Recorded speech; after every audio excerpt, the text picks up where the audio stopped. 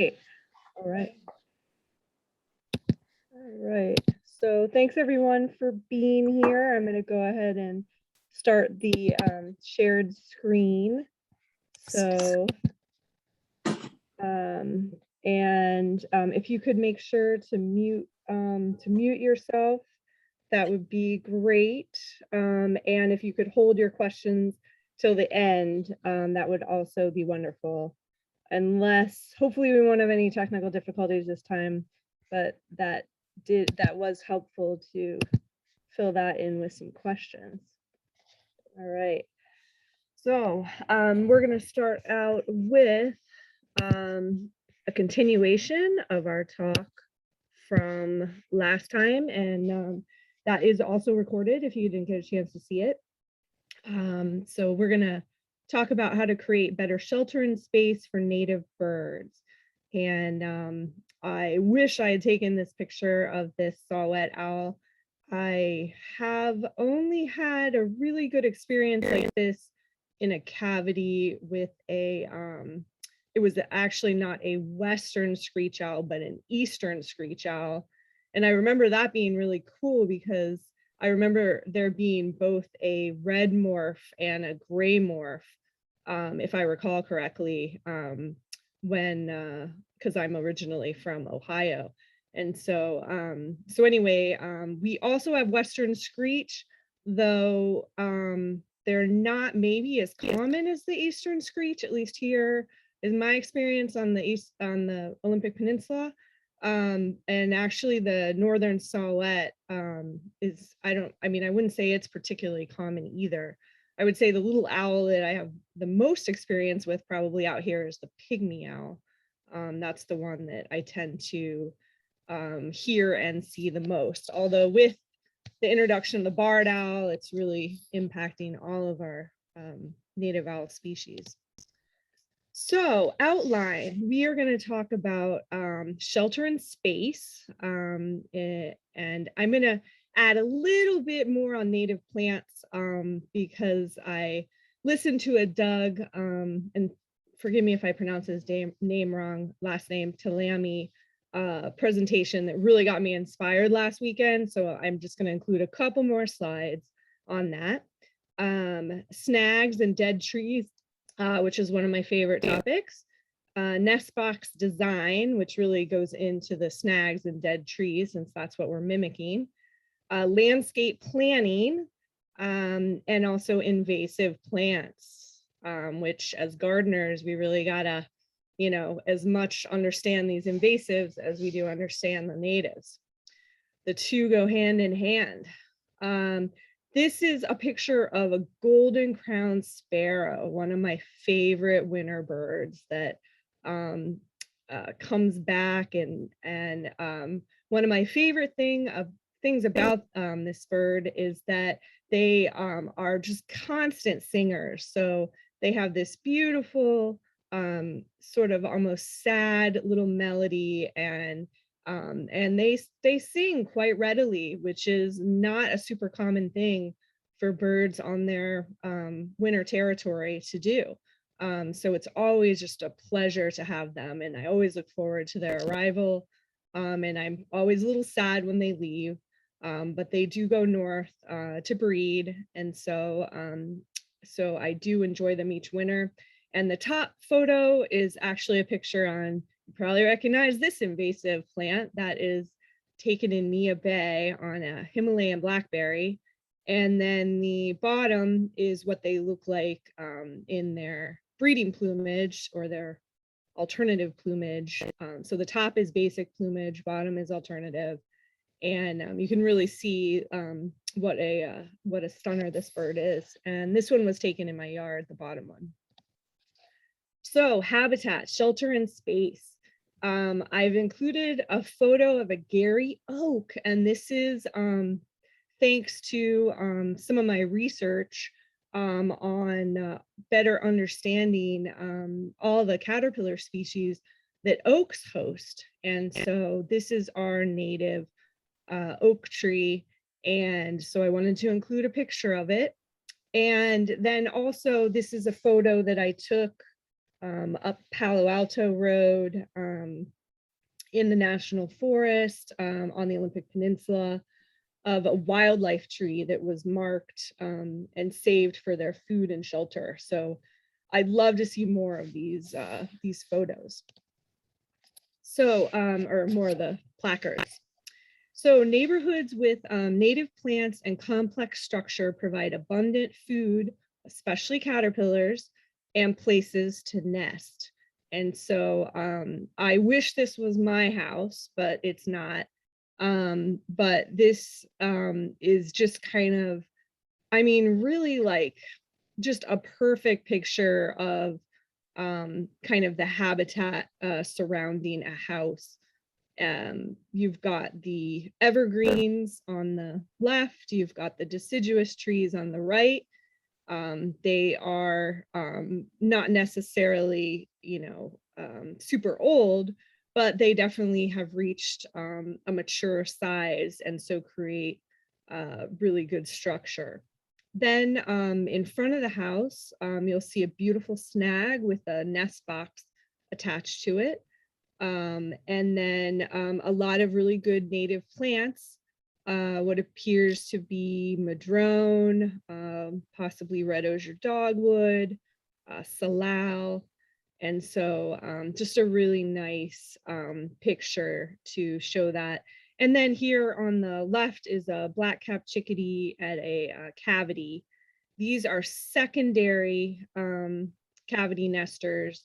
So they take advantage of the fact that woodpeckers often initially create these holes. They can do their own excavation. So, if the wood is decomposed enough and they, then they can make their own. But in general, it's a lot easier if they can adopt one and then tailor it to their needs. So complex structure creates good habitat. And this picture was actually taken from a Texas educational website. So there are some species here that we do not have. But I did really like this idea of structure and just really breaking that down. So we have above canopy species, which include vultures, hawks, swallows, and swifts. We have canopy species, which includes owls, woodpeckers, vireos, thrushes, nuthatches, tanagers, warblers, creepers. We have mid-story, which includes warblers, jays, vireos, chickadees. We don't have cardinals, but we do if we're in the Midwest, and kinglets. Understory, mockingbird, which we don't have unless it's rare. Bluebirds, which at least here is not super common, but people definitely have bluebird boxes and are able to attract bluebirds. Wrens and doves, and then ground cover, sparrows, shorebirds, and if you're lucky enough to have a water feature that's large enough, waterfowl and wading birds. So, just really, it's difficult if you're, have a small house and a small property like I do to get all these features. You do have to hope that, it's more of a neighborhood approach, and especially if you're close to a green space. So our yards and even houses can provide habitat to native species like the Vox's swift through leaving our old chimneys open at the top. So making sure you have the flue shut when not in use. And so a lot of people wouldn't think of this as a habitat feature. I've gotten really into understanding more about swifts and chimneys. And if you haven't seen this phenomenon, a couple places to view this are, there's a difference between what the swifts will use during migration, especially spring migration when they come in really large numbers. Fall migration is a little bit more diffuse and, won't have as many numbers, but is also important too. And so, you can have chimneys that are used in migration, which are often of a little bit larger capacity, and then also chimneys that are used just by breeding birds. And so, for example, the Olympic National Park Visitor Center in Port Angeles has a chimney that houses Vox's swifts that breed there. Similarly, on the way, if you go to the Hoh Rainforest, there is a little store, a little adventure store on the way. The name of it is escaping me, but it's, you know, they've got like clothing and stuff like that. Anyway, they have a chimney, and there's also host Vox the Swifts, and it was really cool because I was in the shop this past summer and I could hear the young inside the chimney while I was inside. And so, you know, I wanted to just commend the owners on, you know, creating that habitat. So this is in Port Angeles, and this is an example of an important chimney during migration. So this is at the Catholic Church, Queen of Angels. This chimney is no longer in use. And so actually this is kind of on Larry, Mr. Swiftman. I'm on his list. And he came out and we were able to connect up with a neighbor who does counts on the swifts. And he's a vet, and so he was kind of like a perfect match and has this great view of the chimney. So that we were really lucky.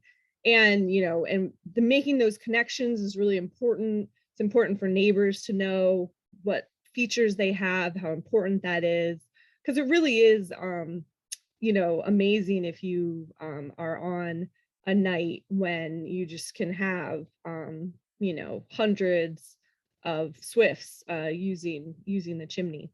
And so this is something that you look for end of April, early May, and sunset is the best time. It's hard to catch them when they leave in the morning. They might even leave when it's still dark. So sunset is really the time to see it. It's all weather dependent. So, you know, if it's a really beautiful night and there's lots of insects, they may even come back a little after sunset. If it's bad weather, they might, you know, they might call it quits really early in the day because there's just not as many insects out. So another bird that we have here, and this is only going to be if you're close to the water, is the Olympic gull, which is a hybrid glaucous wing and western gull. And they happen to have historically nested on our neighbor's roof, but unfortunately our neighbors didn't like that, which I don't really blame them because, you know, there's other things that go along with the gulls nesting there. But they did put up some of that gull deterrent, and they also put up a cover on their chimney. So no more Vox's swifts or gulls nesting there anymore. So, you know, but there's always a safe way down the street, and they also have nesting gulls there. So, you know, a good roof habitat for the gull that allows them some cover from eagles is really important, because the eagles definitely will go after these chicks or fledglings. So here's just an example of an older fledged bird, and this is a begging posture. So the bird is actually probably about the same size as the adult at this point, but they'll get in this posture where they kind of like reduce their neck in order to beg. So keystone plants, and this is one that I added from my last talk. We didn't really talk about keystone plants because I just learned about it last weekend. Are native plants that support more insects than other plants. So this is like a little bit of like above and beyond just native plants. So native keystone plants, and this was from the picture that I included from WSU Rain Garden. So it's just those species that were pictured, which I thought was kind of important because those were, you know, kind of considered more aesthetically pleasing plants. But anyway, so shrubs and root spreaders, and number of caterpillar species hosted. So that's what the number refers to, is just the number of caterpillar species hosted by these plants. So salmonberry hosts 101 different species of caterpillar. Red osier dogwood hosts 60 different species of caterpillar, and then Douglas spirea hosts 56. So, you know, those are pretty good for, you know, we're not even talking trees there, and most of the trees support quite a lot more. So then also native host plant specialists and number of pollen specialist bee species. And this is keeping in mind that pollen, not nectar, is the key to drawing in these specialist bees. So fleabane daisy has 14 different, hosts 14 different specialist bee species, and Pacific aster hosts 8 different specialist bee species. So I just wanted to include that, and we can always go back to this slide if you didn't get a chance to look at this or write this down. So loss of native plants and the resulting drop in insects is likely connected to bird decline. And this is just a couple different species that are feeding their young caterpillars. And typically, if you see a bird with caterpillars like this, they are taking that to their nest. That is not something that you would otherwise see, because if they were to capture something for them to eat individually, they would just eat it. They wouldn't like carry it around, and you wouldn't see them carrying it around. So you can see, for example, with this kestrel feeding its young, that's clear. But, you know, you might see a bird like the warbling vireo in the bottom left. You know, if you see that and you see it, you know, carrying around a caterpillar, it's taking that. You can assume that it's taking it to its nest. It's possible that if it's during the breeding season, that you can have nuptial gifts or courtship gifts from one bird, one paired up bird to another. So that is another example where you could, I guess, see a bird carrying around food. You can notice all the caterpillars the robin has on the top right, and then the black-capped chickadee on the bottom right. So Gary oak is a top keystone plant hosting, I mean, and I kid you not, around 436 caterpillar species. So, you know, phenomenal number. And this was like a big thing, and because really what Talami's work was looking at was genuses. So looking at Quercus, which is the genus for oak. And so not necessarily looking at the different species. So it's all kind of estimates. So these are pictures of a Gary oak and some of the birds that use them. So this is a spotted towhee on the left and a pileated woodpecker on the right. So chickadees must consume between 6,000 and 9,000 caterpillars to produce one clutch. And what I mean by one clutch is like, you know, however many eggs that they lay. And this is a chestnut-back chickadee.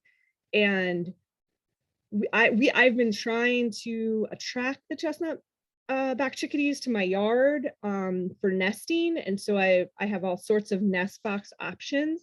They did take me up one year. It wasn't last year. I can't remember exactly when it was. But anyway, they ended up abandoning the nest. I don't know why. When I went to clean out the nest box, there were 6 eggs. So something made them abandon the nest. It's possible something happened to one of the birds, or, you know, there was something happened where, you know, they probably just couldn't feed the young, and so they abandoned the nest. So something happened there. So anyway, it's you know, it's perilous for these birds, and that's a lot of food that they need to consume for successful nest rearing.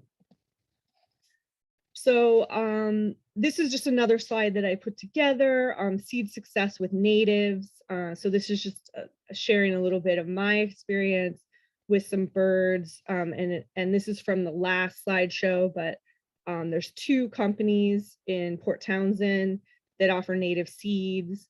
There's Inside Passage, and there's also, I forget the name of the other one, but that's on the last slideshow.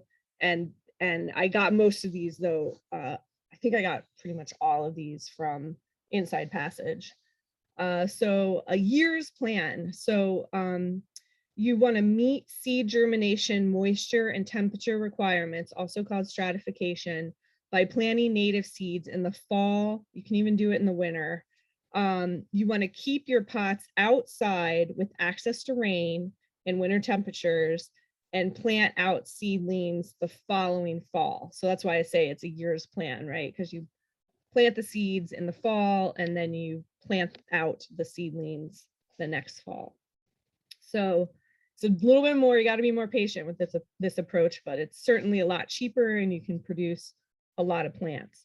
So thinking about the keystone plant thing, I looked at which ones were easy to raise from my own experience, and then also were some of these good keystone plants. So Artemisia, or the coastal mugwort, includes 54 different species of caterpillar, hosts 54 different species of caterpillar.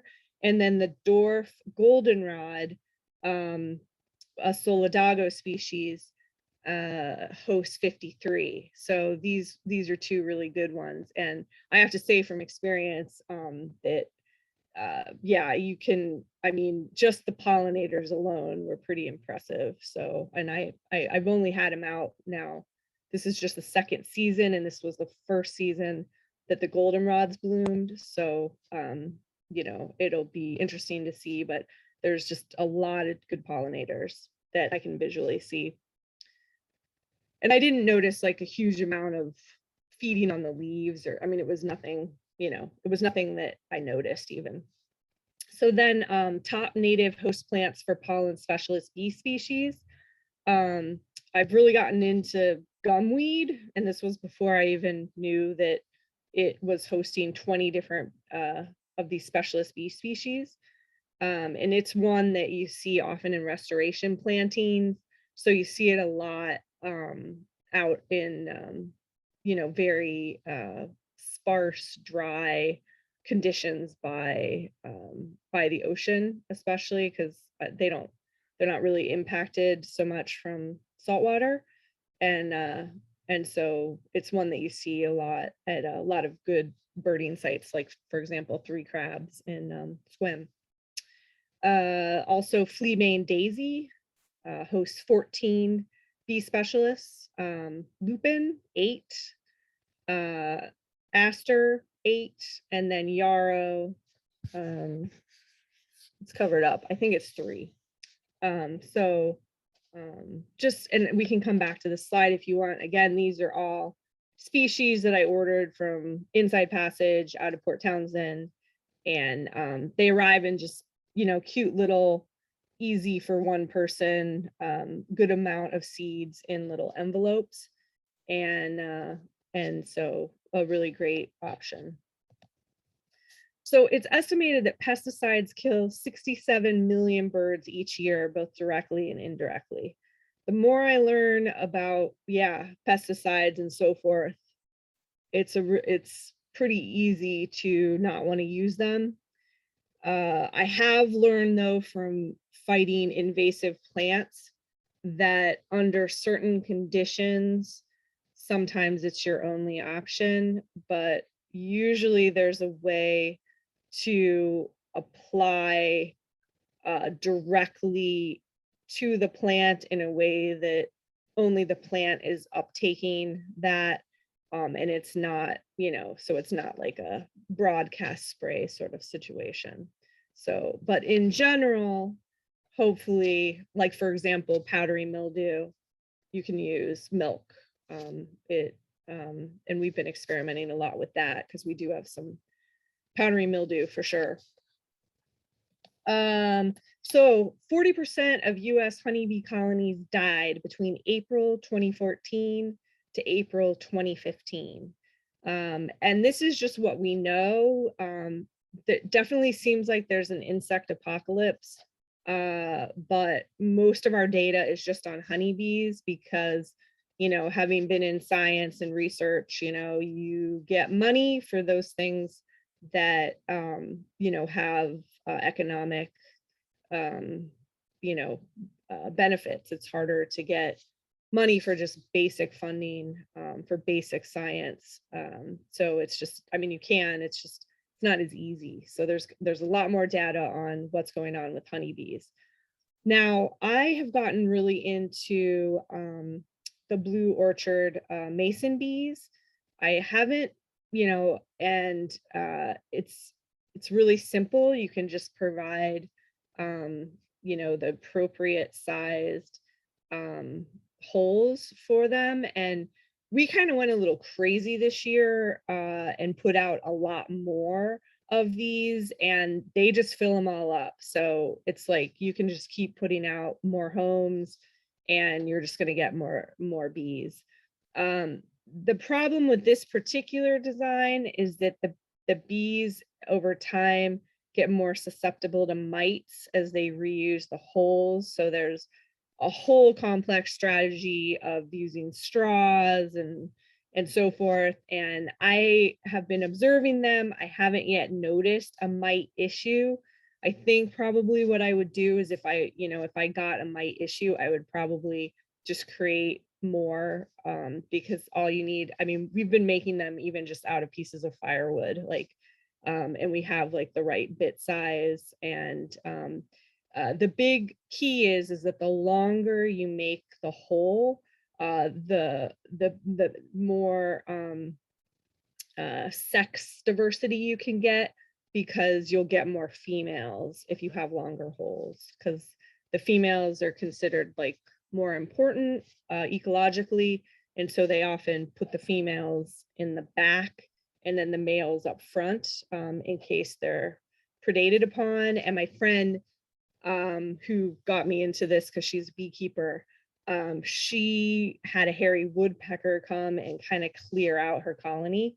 So you do have to. I haven't noticed my downies or any others going after them, but I definitely, that could happen. So the problem with putting anything like to kind of deter the birds is that it also can impact the bees, because they're not very good at finding these holes. And so if you put something in front of the holes, that can cause a problem too. So what you can do though is just cover them up when the bees aren't using them. And so anyway, they're beautiful bees. They non-aggressive. I've never had one. I mean, they're so busy that they don't even notice you. And these are like literally over our back door. And we've had them for, I don't know, at least 5 years. And they've never really, they don't even land on you or anything. I mean, they're only active for like a couple of weeks in the spring. They're very short lived. They spend most of their time, you know, as eggs and as larvae. So don't use synthetic fertilizers, pesticides, or poisons. Strive for a natural balance in your yard by welcoming natural pest control, such as birds. So you can see here with the black-throated gray warbler on the left, it's feeding on something really small like an aphid. And definitely you can see the bush tit feeding on the aphids, and they're great aphid feeders. So mulch with lawn clippings and leaf litter allow fallen leaves to stay on the soil to create cover for overwintering insects. I've found all sorts of crazy little insect holes when I'm gardening. So sometimes, I don't know, I feel bad about gardening. I try to put it off to the spring as much as possible because there's just all sorts of good stuff, you know, overwintering and holes and different things going on in the garden. This is a hermit thrush, and it is our overwintering thrush. And the hermit thrushes breed in the mountains and just have, you know, they're beautiful thrush songs. So a great bird to have to welcome in the winter. So you want to leave shrubs unpruned, leave seed heads and flower stalks on perennials to provide food cover and habitat in the winter. So you can see this black-capped chickadee on the left, going after some seeds here.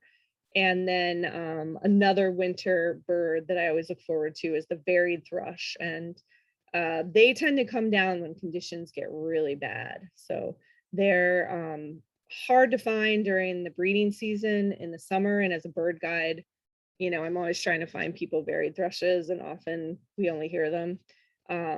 But yeah, in the spring and in the fall and in the winter, it's much easier because they're at a lower elevation, and you know, they're much easier to find. Like even just on the roads, you can see them, and they kind of act sometimes like robins.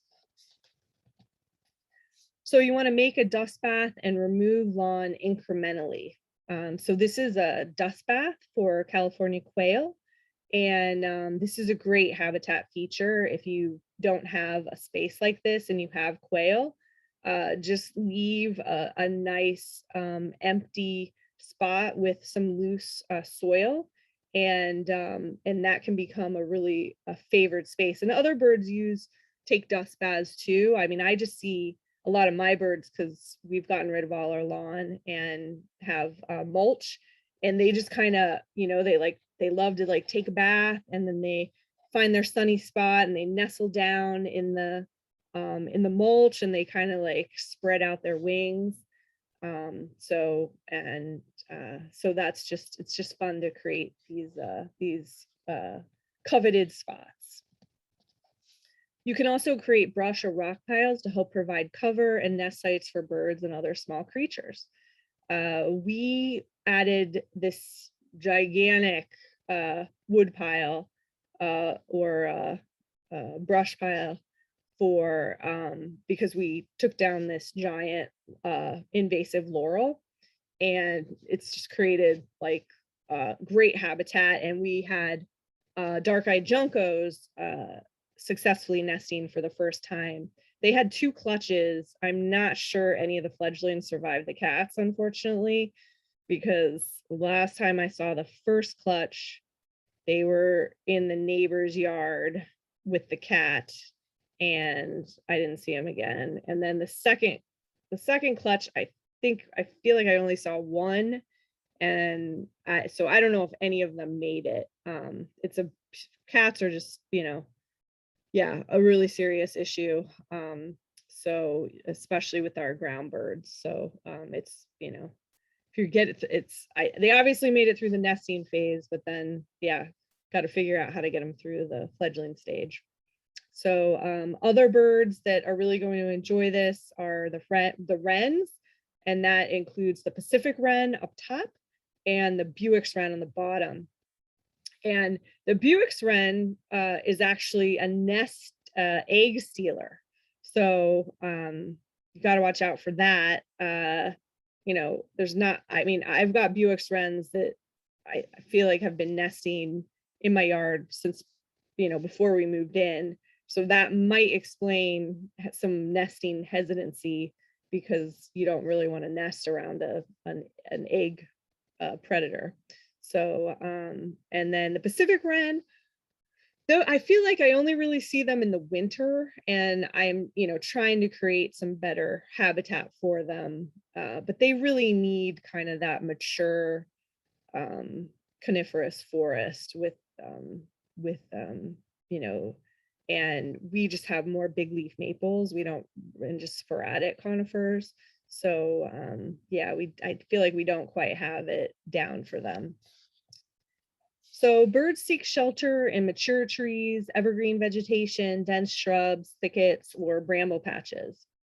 So, you know, it's funny because if you have hedgerows are so rare, right? And so, you know, if you have a laurel hedgerow, you know, do you keep that? Because it also has other good features. It's mature, right? Now we decided to remove the laurel hedge, but I have to say, in regards to noise reduction from the street, I have some regrets about it.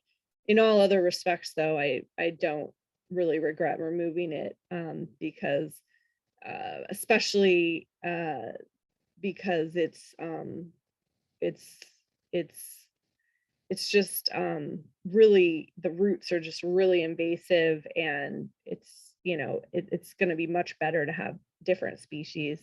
So you do have to decide, though, like if you have a mature hedgerow, if you have a mature tree, you know it's better to do things incrementally, because you might be destroying good habitat in order to create better habitat. And of course it's better to have better habitat, but there's definitely pluses and minuses, and you want to just kind of, think about it and do it slowly. So the creeper is one that I've seen more and more of, mostly just on our mature tree that we have. As I said, the Buick's Run's been there a long time. That's the one in the middle. And then the sapsucker, red-breasted sapsucker on the right, is another great one.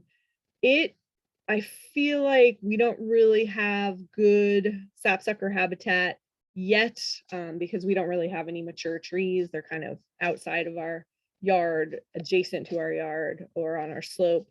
But there is a mature magnolia tree that I have seen a sapsucker there. So they're really, in the winter, if you have a mature western red cedar, they often have affinity and will return each winter to the same cedar tree, and they might stay like in and around that cedar tree all winter. So that's really one that you see a close affiliation with.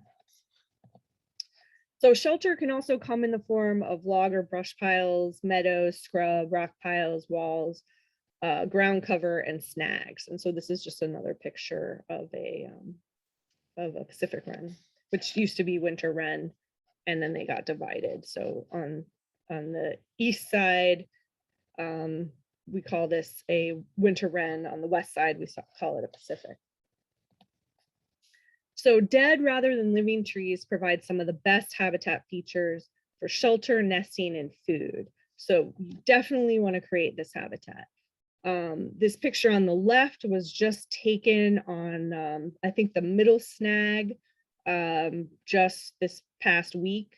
I'm pretty sure the barred owl is going after rats. I can't say I'm a fan of the barred owl, but I also have to admit that any owl is better than no owl. And I really don't think that we had any other owls in our urban habitat before. So yeah, I'm kind of a little torn on this, because I wish the barred owl stayed in the urban areas where you typically don't have owls. But instead, what they've done is they're just everywhere, and they're out competing all of our native owls. So the barred owl is native to the east. It moved through Canada, and then it invaded from the north. And it's pretty much resulted in no spotted owls, and then also is impacting other small owls as well, because the barred owl can potentially eat the smaller owls, or also can, they're very aggressive and they're very territorial. So if they're not eating the smaller owls, like I'm sure they're, chasing them away. So yeah, a lot of repercussions with and difficulties thinking about the barred owl, and it moved through Canada through disturbed habitat. So that's the bigger issue, is the disturbed habitats. So anyway, these snags on the right, we planted those, so to speak, and essentially they were just lying around one of our parents' yards, and we were able to, using a post hole digger, dig a hole. So actually 1/3 of their size, their length and size, is underground. And I wish we'd done a few things differently, because we've already lost one of them. But I have a feeling the big cedar on the left, and they're all cedars, but the bigger one on the left will be around for a while. And it was full of pileated woodpecker holes. That was part of the reason it was taken down. It would have been a perfect specimen to just save as a snag where it originally came from, but it's kind of hard to tell people that after the fact. So so it is now a pseudo snag, I guess, in our yard. Also, this nest box on the right that you can see there on a long pole was awesome and got more attention than any other nest box. But unfortunately, the wind did a number and bent that pole. So we took that down, and we haven't really put anything up like that because actually we're a little worried about the stability of that fence, which is a really old fence. So we, even though it was really awesome to see how much interest it got, we did not put one back, mostly because you can't really find a pole that long, except that one came from under our house, so that's why we had such a long, I mean, sorry, not a pole, but a pipe. And then you can see the mature redwood in the backyard. That's kind of only coming on to our property a bit, but we welcome it. And so I'll show you some more pictures of the yard in a minute. So birds use snags, dead standing trees, for nests, nursery, storage area, foraging, roosting, and perching. And you can see also on this snag in our backyard is a flicker. It's a favorite spot for them. And they love, all the little birds, like warblers and everyone, loves looking in the little cavities created by a pileated woodpecker. There's all sorts of insects and spiders and stuff in there. And then a red-breasted nuthatch on the top left, and then on the bottom left is a female violet green swallow. So all of these are cavity nesting birds and will use nest boxes, but prefer to have natural cavities when available. Except for the flicker. The flicker probably is going to be less likely to use a nest box, and the violet green swallow is very adaptable and very okay with using a nest box, and also just using cavities in your house. So woodpeckers create many cavities for secondary cavity nesters. So this is the pileated woodpecker on the left, and then on the right you see a hairy on the right and a downy on the left, and you can see how similar they are looking. But if you were to measure the just with your finger, just kind of eyeball it, the hairy on the right, the bill would extend more than halfway across the head if you were to transpose the bill onto the head, whereas the downy does not. See how it just has that real tiny bill that would not go more than halfway across the head if you were to transpose it. So that's kind of how I look at it, especially if sometimes size is a little bit is tricky sometimes. The thing about woodpeckers and cavities is that cavities are so important to them because it's part of their courtship ritual to make a cavity. So that's why it's going to be very hard to attract them into a nest box, because the process of excavation is what creates pair bonding and is part of that courtship. So you oftentimes are not going to get them into nest boxes quite as easily. So you want to find and incorporate future snags by looking for sap runs, splits in the trunk, dead main limb, fungi, or woodpecker holes. This velvet top fungi on the left is one thing that you can see that will attack Douglas firs, and that that fir is sort of doomed because of that fungal infection. And also sap runs are an indication of unhealthy trees too. So rather than cut the whole tree down, consider making a snag. You can do that intentionally by removing the top third of the tree and half the remaining side branches. You can leave the top and remove a majority of the tree's side branches, or you can leave the top and sides as they are and girdle the trunk, or you can even just girdle a branch. Because especially in like big leaf maples, they have so many branches, and sometimes you can just create a snag like on one of those branches. So, and just any of that habitat is really great for birds. And you'll see in those dead branches or in those dead trees just so many cavities. So nest boxes can substitute for woodpecker cavities in snags and should be built to exclude starlings and house sparrows. So I want you to notice on this that these are, you know, the different species that we're really trying to target here. So we're trying to target and attract red-breasted nuthatch, both chickadee species, and violet green swallows. Those are the ones that you want to really notice and try to attract. You don't want to perch, and you really have to pay attention to the diameter of the hole. So how is the concept of a birdhouse different than a nest box?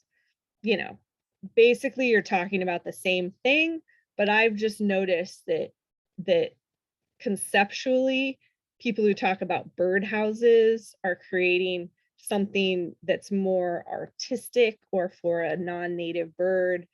If you're talking about a nest box, typically because of that terminology difference, it means that you kind of understand that, well, one, birds don't live in a house, right? And two, like, you know, you need to think about these features and know what birds you're attracting. So house sparrows can fit through an entrance hole as small as 1 1/4 inch. Perches on birdhouses encourage predators. So you can see these holes are too big and there should be no perch. You want to purchase this superior nest box from Audubon. I don't know about Whidbey Island. I'm sure Patty or Steph can talk about this. But Seattle also has them and you can order them online. And you ideally, it seems like the oval-sized hole keeps out the house sparrows. They do not like that.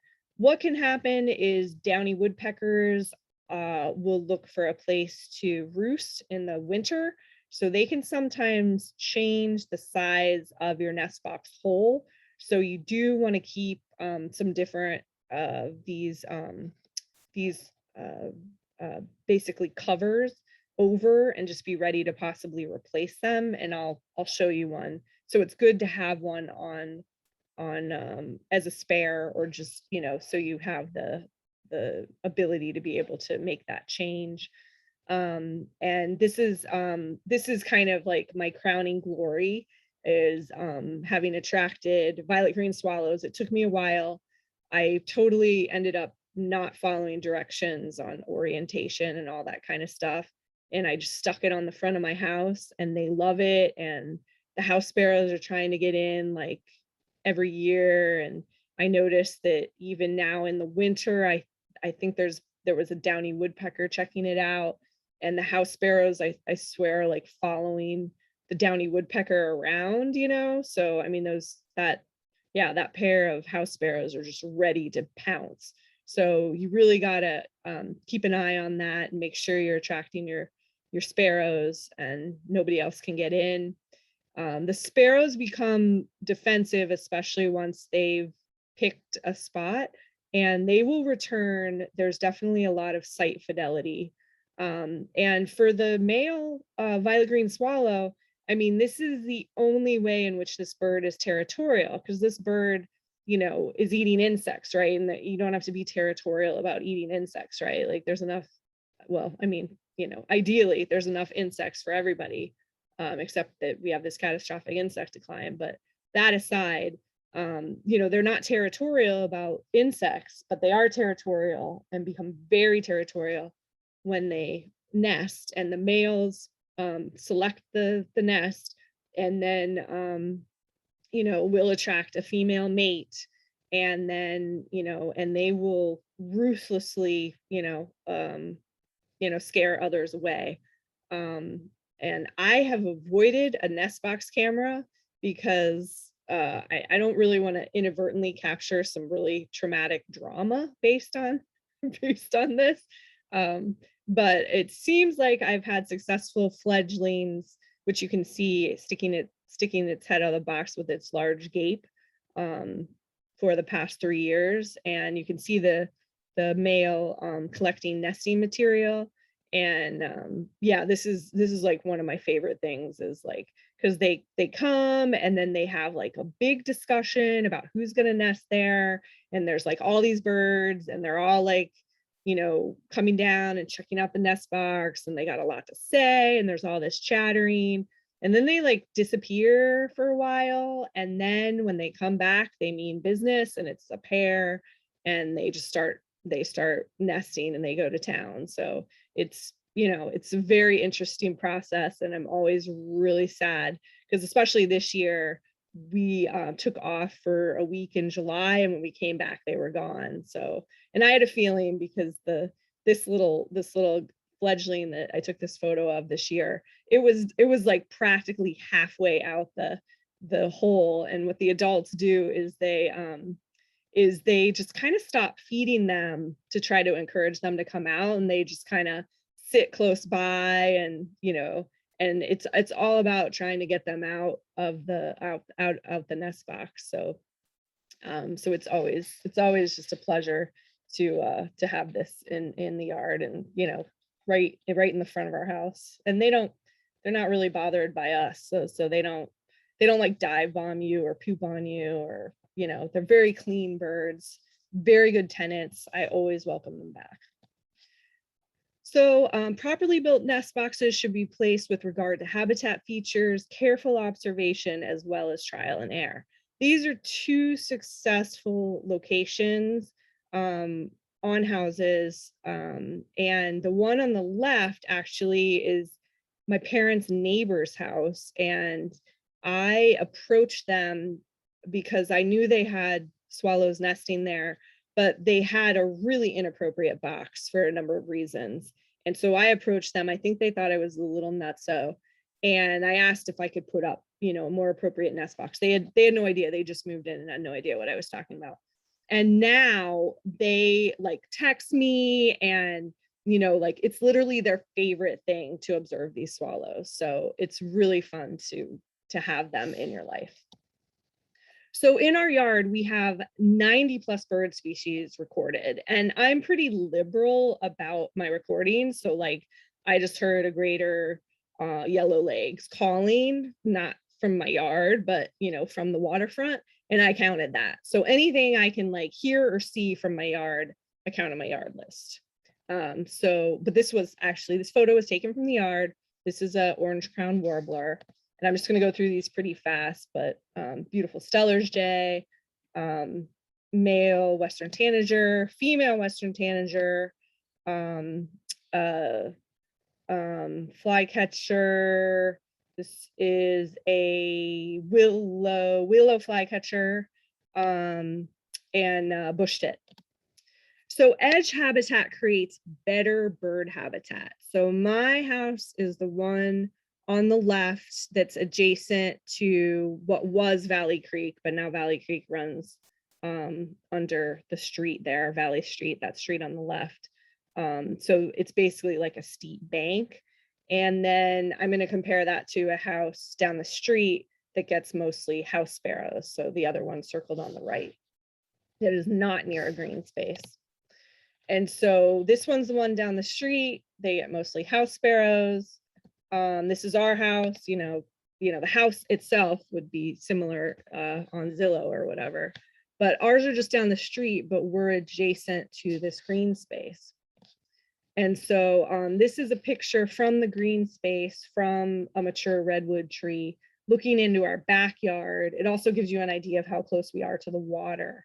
And you can just see in our backyard that we have a very modest yard, but it's really more about the green space, and creating the best habitat we can in our yard. So it's now within the power of individual gardeners to do something that we all dream of doing, to make a difference. And so when we moved in 2013, we had grass and we had a lot of invasive species. Now there were a few beautiful specimens that were hidden in the invasive mess of mostly Himalayan blackberry. There were some beautiful mock orange trees. So it wasn't all bad, but it was mostly bad. And then in 2020, you can see a picture, you can see the same shed, and you can see that, you know, no grass and lots of plants, you know, and you know, I'm also a vegetable and fruit gardener, so you know, that's primarily what I'm doing in the backyard, but I'm also trying to get in as many native plants as possible mixed in, especially in my flower border. So this is a laurel hedge that we had removed, you know, and it was on the property line with our neighbor. So it was mostly in our neighbor's yard, but we were able to negotiate that removal. And this is just an example of what a project looks like with regard to planting. And this is mainly large blueberries that we put in. And then this is once we figured out that our property actually goes into the green space. So this was, you know, we had to first get rid of all the invasives, and then, you know, we've been planting up with natives. And in the back area, I don't really have pictures of that. At this point, it's not super aesthetic because everything has to be protected from deer. So everything has like these, you know, fences around it, little mini circular fences. But it will look amazing in time.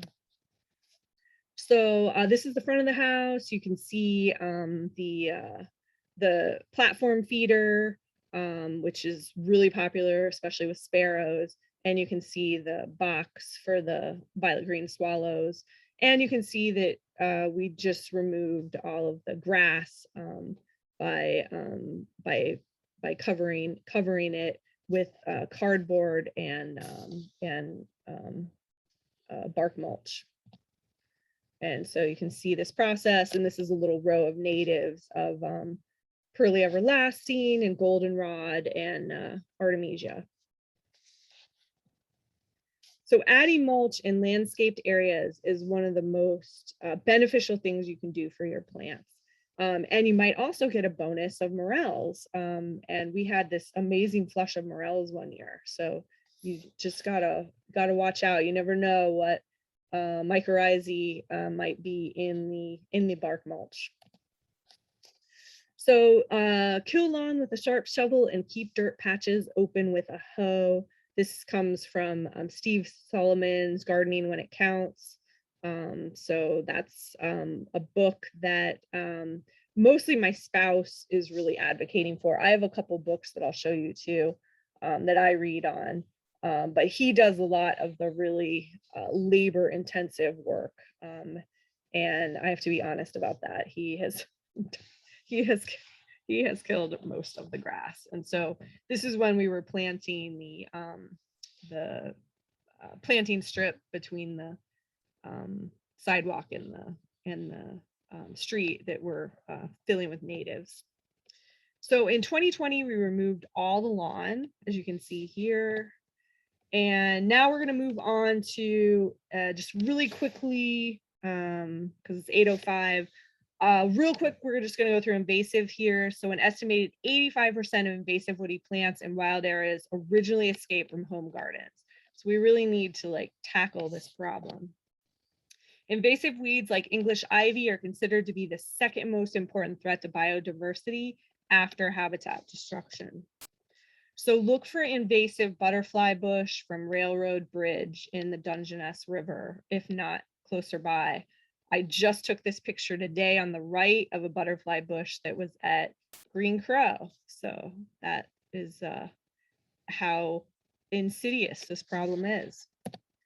So Scotch broom is found in disturbed areas and along roadsides. The seeds pods eject seeds up to 20 feet away. English ivy can suffocate trees and will form a dense ground cover that excludes all other plants, creating an ivy desert.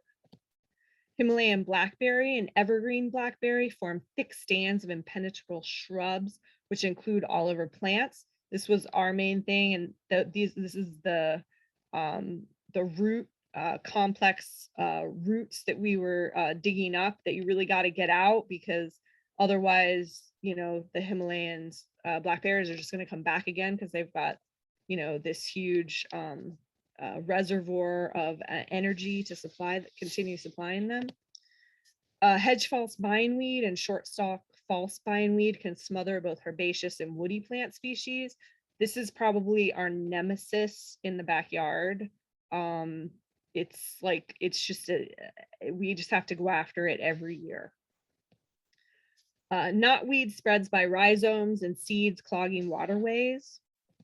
English holly is one of the most common invasive species found in urban forests and can be spread from miles away. This is one that is always cropping up, probably from bird droppings, and they're really easy to pull as long as you get them quickly. European hawthorn creates dense thickets in disturbed areas. Cotoneaster, this one is another nemesis one, especially because people freaking plant it everywhere and then it just ends up everywhere. Displacive native shrubs, and it's found all over Port Angeles.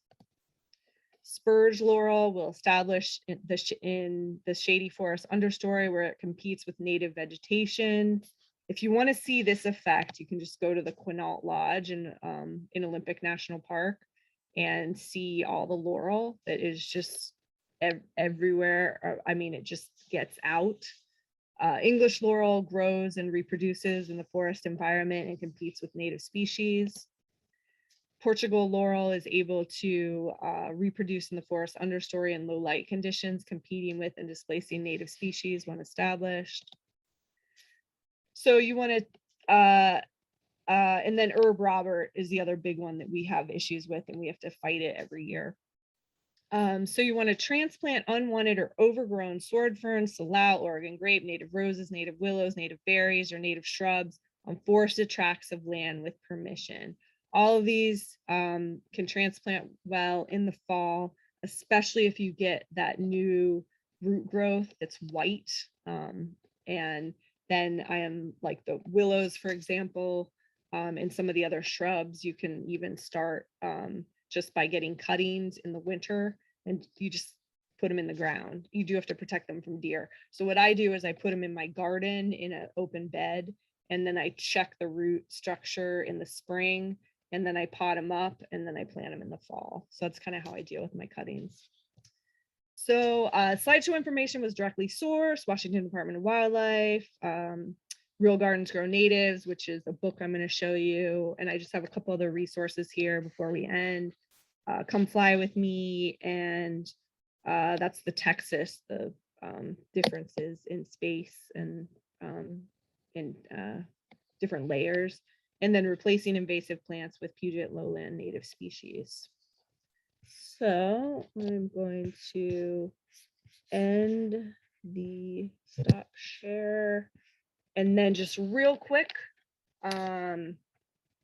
this is a plaque that you can get by signing up with Washington Department of Fish and Wildlife. They have an application form, and it's a two-sided form. And this is what I use because I consult on birdscaping in people's yards. And so what I do is I go out and basically we just go through this whole checklist. It's great. It has like every possible habitat feature.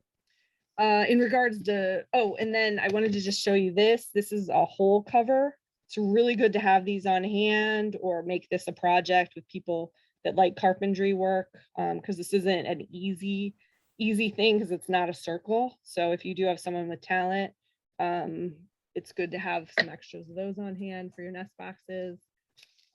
This is one of my favorite books of learning about natives. I love this book. And then this book is fantastic, Real Gardens Grow Natives. I love this book. It only has about 100 species, and it just has really great description for those 100. Now, if you don't have the 100, then you can look at this book, because this book literally has like probably every book in existence, every native plant in existence that you could plant in your garden. However, I've noticed that it's really random, the information that's provided. And so it's not as much like a field guide that gives you like every, height, and, it just doesn't give you as much information as you want, but it does have really nice pictures. And so I just wish it had a layout like this. This even tells you how to cultivate the plants and information on that. So for example, it tells you how big, bloom traits, sun and soil, where it grows, how to space it, help it thrive, associates, benefits to wildlife, substitute for, how to propagate, and related species. And it does that for all 100 species that she recommends. And her blog is amazing too. Like, I love her. Her name is Eileen Stark. She's amazing. And so, and then the other one is the Urban Tree Book, kind of a random one, but for all those crazy trees that you're like, what the heck is that tree? Like the one growing across the street from me, it's in this book. So it's funny because it's obvious that when people plant urban trees, they plant like all the same trees, and then you just see them everywhere. And so this book, I feel like, is really great, and it helps you actually ID them. So, and the author is Arthur Plotnick. So, all right. I'm ready for questions. Thanks, everyone. It was a little over an hour, so I appreciate your time. Okay, we're open for questions. I just want to interject really quick that we have uploaded some really nice, easy to use PDFs on things like keystone plants, different types of plant heights and planting, and how to convert your yard, and whether the tree or shrub should be in wet soil, dry soil, sun or shade. That can be found on the Whidbey Audubon website and under the stewardship tab, and then the native plants for birds tab. And you'll see the PDFs all listed down below. So we've been compiling these, and we'll keep adding more information because we're drawing these from various websites and trying to create something that just gives people easy information without you having to go out and spend a lot of time trying to figure it all out. So it's a great way to get you started. It's very good, incidentally. I've looked at it. It's really nice. I have a question. Sure, Linda. Carolyn, you mentioned something about using milk to try to control powdery mildew. Can you expand on that? Yeah, sure. It's a suggestion I got fairly recently, but you can definitely look it up, milk for powdery mildew. Aphids and powdery mildew is kind of like irritable bowel syndrome. Like, it's not really very descriptive of what the problem is. So it encompasses like all sorts of different problems. But you definitely, notice the effects of it, and you see it. And it's my biggest problem in my yard, I would say. So basically it's not real exact, but there is something in the milk. It doesn't matter if it's low fat or whole. That's not the compound in the milk that's fighting the fungus, but you want to do it on a sunny day because, it just washes off in the rain. So it's not going to stay in the rain. But, the best way to control it, I think, is to try to cut back as soon as you see it. So to try to cut back the vegetative matter that has it. So like my lupins, my columbines, I just try to, as soon as I see it, I cut it back because it affects old vegetative matter much more than new vegetative matter. But I also want to add in the milk thing. So especially if I cut it back and then spray it with milk, or maybe something that you don't want to cut back, you can try spraying it with milk. But basically it's like, it doesn't really matter how much milk. I mean, it could be like up to 40% or so, but you just mix the milk with water in a spray bottle, and then you just spray it. So it's pretty simple. I don't have a huge amount of information on how well it works. This is still something that is in progress, but you can definitely find more information about it online. Do you have a routine as far as how often you spray a particular plant, maybe? I haven't, I just started this a couple weeks ago, having more problems this fall than I've ever really noticed before. And so I feel like, though, that I managed to identify some of my culprits, especially some of my roses. I think we're really spreading it. And so, and I was also feeling like perhaps some of the overhanging vegetation was then spreading it to vegetation underneath.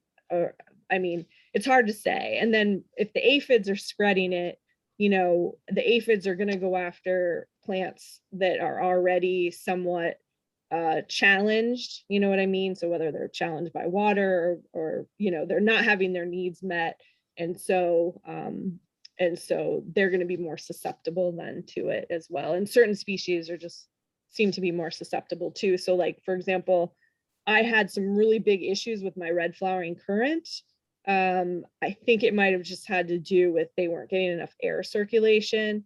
And so I transplanted them, and then I didn't have a problem anymore. So, sometimes you just have to, open up space, move the plants that are affected. I wouldn't necessarily give up on them, but yeah. I have a question. I have lots of lupin in the yard, in the backyard, and my backyard is fenced in. I have no critters in it other than, as far as I know, other than birds and probably rabbits. I have a lot of rabbits, but I have noticed that the lupins they look like they've been just sheared, and I've never had that happen. I've had them out in the backyard for years now, at least 10 years, and they're just all of a sudden just sheared right down to the bottom. What would be causing that? You don't have mountain beaver, do you? Not that I know of. Does anybody have mountain beaver on the island? I don't think so. Yeah, I don't know. I think my neighbor just saw a mountain beaver, so they definitely like salmonberry. I don't know if they like lupin or not. But yeah, I definitely sounds like some sort of mammal issue, I would say, if it's, I don't know that if raccoons intense. eat them, because I know we have raccoons around. I've never seen any in the backyard, but that doesn't mean they're not there. Well, raccoons are carnivores, so they shouldn't be They shouldn't dealing- be. Yeah, they Okay. shouldn't be, unless there's something on your plant. Now, one thing I did recently read about is that if you use bone meal on your plants, that can actually encourage critters to eat your plants that wouldn't otherwise eat them, because they're attracted to the bone meal.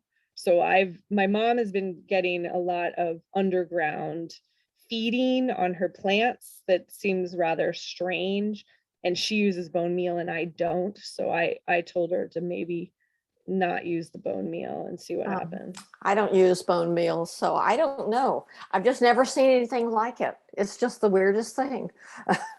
They've that is always grown strange. so well, and now they just look like they're sheared. They look like deer shearings, but I know there are no deer out there. So I was going to interject that, we've had a drier summer here than normal, and the rabbits have been getting into things that normally they haven't. And I think it just has to do with the drought type summer we had, that they're going after things. that may be, you may have a point. I haven't seen them eating them, but I see them out there all the time, but I don't see them eating that. So anyway, enough of that. Who else has a question? Well, we've got a couple questions in the chat, so let's address those. So the one is suggestions on mantis ladybug for pest control. Now this is from Crystal, and Crystal, you're coming from Ohio, right? She may already be gone, unfortunately. Yeah, Oh, okay. because it was Okay, 11 bummer. o'clock, but if Yeah, you go in okay. and say it, it'll be on the Vimeo anyway. So Okay. I I'm not sure that we really get here in the Pacific Northwest many mantises or ladybugs. So I would say that I would only recommend something like that if that's an insect that you commonly get where you're from. If you don't get it, I don't think that that's really gonna help. So and then this is another question. Wouldn't it be better to girdle trees to kill them for snag creation rather than topping? I understand that topping causes quicker rotting and eventual loss of the snag compared to girdling death. It sounds like you have, Mary, you have more information than I do on that. Do you want to share any more of that information? Hello. I don't think, well, they should have gone too, maybe. I don't know. Yeah, yeah. Hmm. Yeah, I don't have a lot of experience with that. I planted the snags, and that's like kind of the only snag experience I have so far. I have a little experience with creating snags, and we had Ooh. some white pines that were declining, and so we had an arborist come in, and he did top them and took off most all of the branches, but did a really nice job of creating snags, and they've been standing for years. You know, they don't show any evidence that they're, you know, in peril of falling over anytime soon. Although I have to admit, I've been disappointed that I haven't really seen too much activity as far as anybody using them other than just for perching. I haven't really seen, nobody's been hollowing out cavities or anything, but I keep hoping that someday they will. Patty, I'm sorry if I stepped away for a moment and missed a Oh. question. Well, did you have a question in the chat? I'm not Well- getting the chat. I've only had one person chat. Well, So I just don't know. wanted to correct that impression. I thought I saw someone advising topping trees to create snags, and we did get some information about that early. I'm sorry, I don't remember the source, but there are scientific studies that showed that trees that were topped to kill them for snag creation rotted within 20 years and fell apart.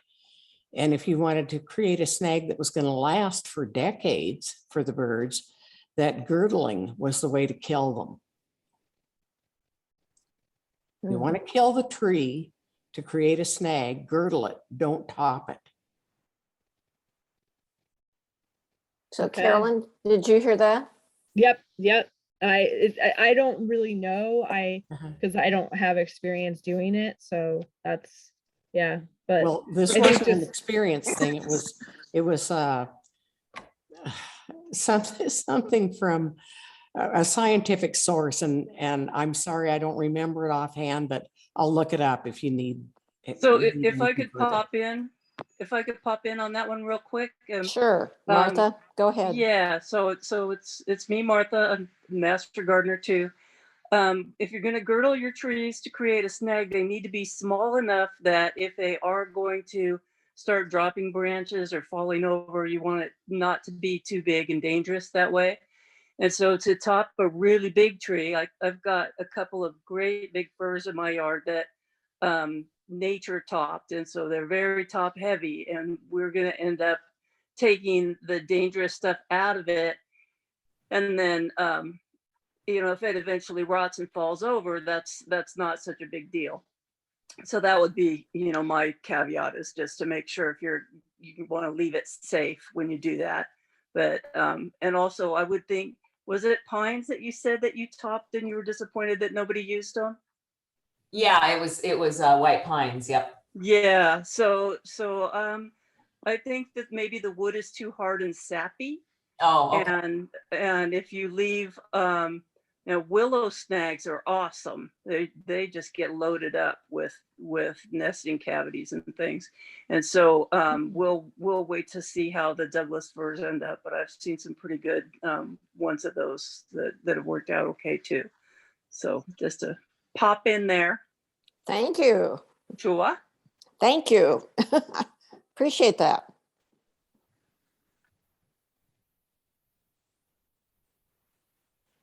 Any other questions? Well, I'll ask another one if nobody else is gonna chime in. I'm just wondering should we consider house wrens a problem? And should we be encouraging or discouraging them? I would definitely encourage house wrens. Okay, because I know they're aggressive and they actually will go in and disturb other birds' nests. It's kind of like the Buick's wrens. They definitely have some disturbing aspects as well, but I think overall having wrens is a good thing. So Okay. the I cool won't thing feel- about the house wrens too is that the males build a bunch of build a bunch of partial nests for the females to check out, so I kind of like that aspect of it. It's like they do the house hunting and then let the female kind of decide, well, would you like this one or this one? So